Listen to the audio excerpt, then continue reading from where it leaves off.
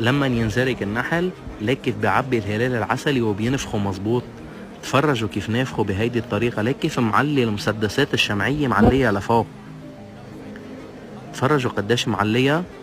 هلق بده ينطر هو ليطلع يفقس هيدا النحل اللي لك وينها مثل هيدي النحلة اللي عم تفقس، ودغري يعبي عسل وراهن.